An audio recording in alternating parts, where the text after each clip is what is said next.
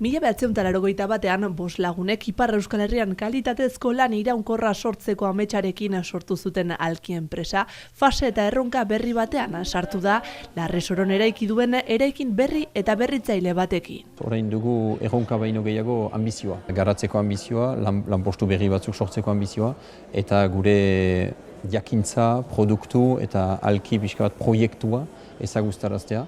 Lapurdiko kooperatiba ertain edo goi mailako altzari hornitzailea da egun. Gure zifraren ehuneko 70% Frantzian egiten dugu, 30% atzerrian. Helburuetariko bat da berritzu pixkat orekatzea hori, eta gure aplikazio eta proiektuak biziki zabalak izaten aldira, aipatzen dira izardun jatetxe batzuk, baita gira ere hemengo edo lokaleko edozein ostatu txiki batzuetan ere. Gure helburua da deneri hitz egitea. Inguru giro eta energiaren ikuspegitik ere optimizazioa izan dute helburu Kabi berrian. Gure produktuan ematen dugun atentzioa orain arte materialari kasu eginez, material kantitateari kasu eginez. Hor, eraikuntzarekin zen produktuetan dugun atentzioa ezartzea bastimenduan ere bai.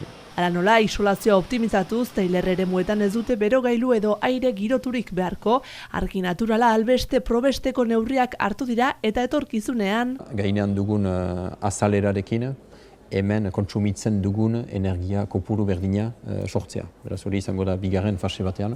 Gertutasuna ere lortu nahi dute, beren esperientzia partekatu eta horretarako, asteartetik larun batera 9:00-etatik 5:00-etara irekia egongo den showroom eta denda bat sortu dituzte.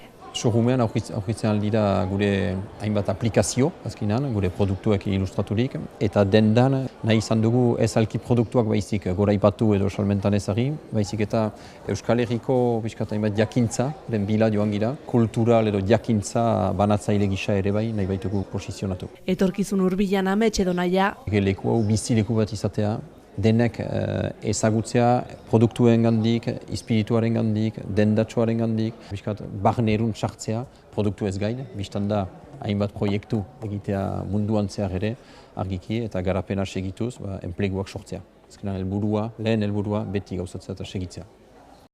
Eraikin berria Leikbar Seinurin arkitektuak diseinatu du eta barne diseinua berriz Jean-Louis Irazokiren estudioaren esku egonda. Jean-Louis Irazoki diseinatzaile azkaindarra eta bere estudio eta taldea izan dira Alki berriaren barne antolakuntza diseinatzearen arduradunak. Gaur egun garrantzia handia duen elementua, baina ez da beti hala izan. Oroitzen ez nire gain hasi nintzelaik, enpresen bisitatzera joten nintzela, eta design, ez egiten zertzen ere batzuek. Ni joan naiz bisitatzea tola atea joka, janez, gauzak berritzen algi dituzke, teknikoki, estetikoki, eta pixkat argitu itentzean.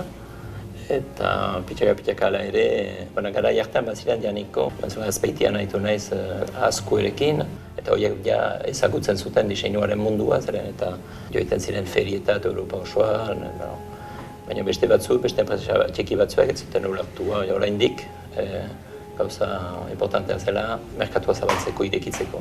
Aita Zurgina eta ama dendari eta jostuna, umetatik sorkuntza edo elementu ezberdinekin inguratua egonda Lapurtarra. Eta biek bazuten horrelako gaitasun bat, objektuetan eta gauzak egiten. Orduan ezakit hortik abiatzen den ere bidea, baina gero eskolan sartzen naiz. Lizeoa ez zait bat ere gustatzen, pasatzen naiz gauza tekniko batea, eta Bulen hartzen haute, Bule eskola, Pariseko eskola polit bat, barne arkitektura ikasten dutana. Eta hortik joiten naiz Madrilera, diseinua egitera, eskola experimental diseinu Madrilekoa. Atzerrian ibili ostean, Euskal Herrira itzuli zen betidanik argi baitzuen hemen lan egin nahi zuela. Hemen egiteutelek da, ni iparraldeko naiz, baina ulertuan nuen, hemen mugaren bi alde horiek batuz gauzak egiten algin nituela. Eta suertea ondia izan dut, hastapenean, zokoa enpresa da, endaian dena, baina parte batzu egiten zituztenak Gipuzkoan, beste batzu Bizkaian, eta ezotu ditut Patxinoblia olako jendeak, eta horrek gogo eman hau, bat diseinu egitea, baina baita ere gure aktibitate ekonomikoa hemengoa aktibatzea.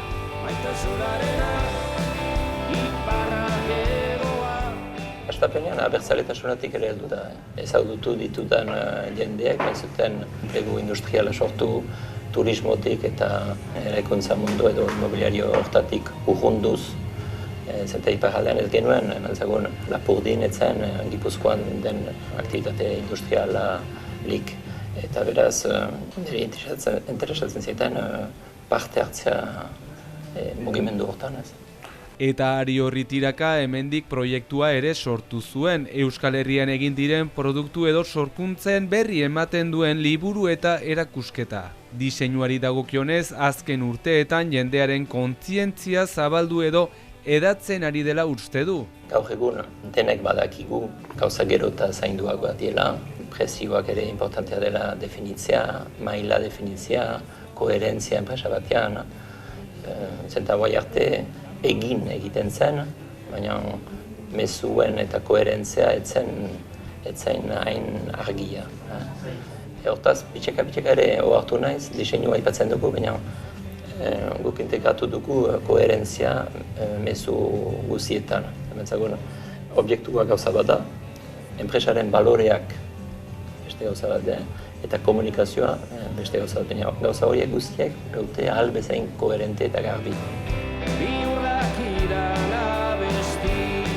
Batzuek uste dute diseinua dela gauza bat marraztea edo marrazkiot egitea, baina ez da hori.